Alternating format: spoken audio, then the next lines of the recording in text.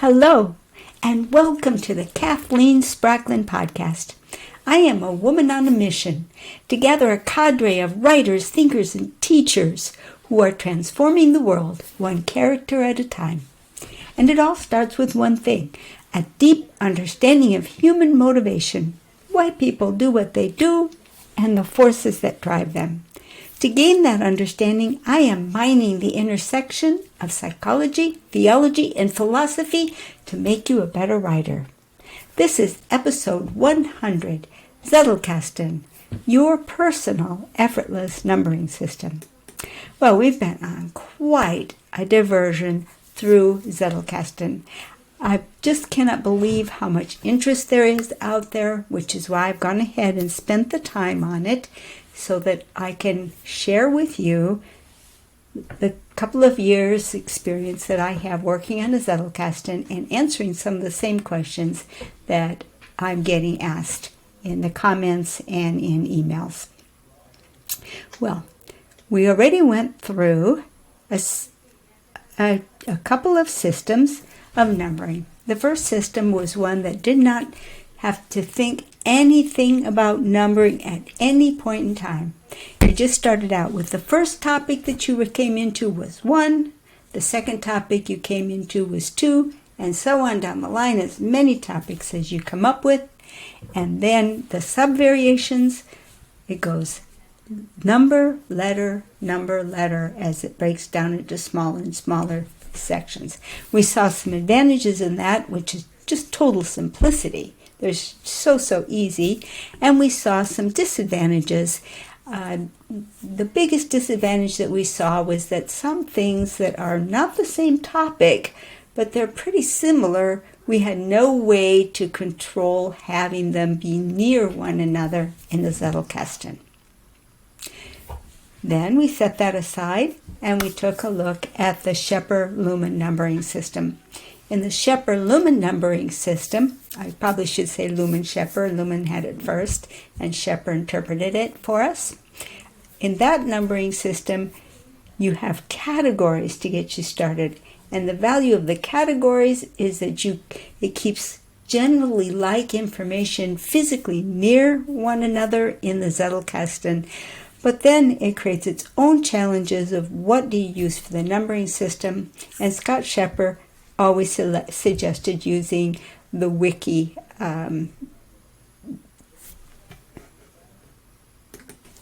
outline of academic disciplines. But the challenge there, it has its own challenges. You have to go look them up. They don't come pre-numbering. You have to count and so on. So what I'm presenting tonight is the best of both worlds. And it's super simple. It's the effortless numbering system with your choice of categories in front. The advantage of it being your choice is that you never have to stop and look up somewhere to say, well, what should I make what? Because you get to invent them. And another challenge with the Luhmann-Scheper method is that by the time you get down to the very subject that you're most interested in, your heart of hearts, you might well have used up all 4 of your category spaces and be stuck doing everything in the card numbering, which puts you right smack back at square one in that you have no more control over the ordering of things. If, however, you know that you're interested in some particular subject, maybe you make 4,000 that subject, and you have the full power of 4 digits to categorize and organize things, and the rest of them, the card numbers that we now know how to do effortlessly. And if you're trying to figure out, well, what do those numbers mean? Well, think of the first digit as being like, think of the whole thing like an address, where the first digit is your country, and the second digit is your state or province, the third digit's your city, and the fourth digit is your neighborhood. And if you think of it that way, then you know it gives you a way of picturing, how you're narrowing down. And we found, for example, we looked at biology with our jellyfish, and we could say maybe if you still wanted to go with 3,000 being natural sciences, it's up to you what order you want to list the natural sciences in and how you want to break it down. It's all in your hands. But the simple part of it is the first 4 digits are all about organizing where your cards are going to appear near one another in a general sense. And then from then on, the card numbering is effortless. So let's take a look at how that would be with our favorite jellyfish cards that we've spent so much time playing with. In the super simple method, the card number was just 1. In the Lumen Shepherd, we went through biology, through natural sciences, biology. Marine biology was about halfway down a list of 46 different types, and then we just let 1 be jellyfish. So bottom line is you end up having to make some arbitrary choices anyway. In the you get to control it numbering system, those first 4 digits are up to you. And again, we have card number 1. You can use directory cards if you want. In this case, instead of 1A, 1B, it would be our whatever prefix you use, .1A, .1B. You can call it a directory card or a branch collective. This is probably the more official name. This is probably the simpler name. You get to choose.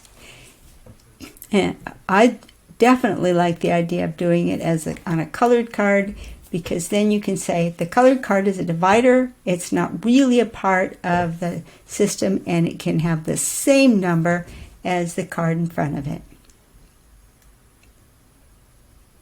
Here we would continue just as we saw before, and when we compared these 2 numbering systems, we noticed that 1A and /1/1 were both saying the same thing, the first in the variation. And so it goes. Very, very simple.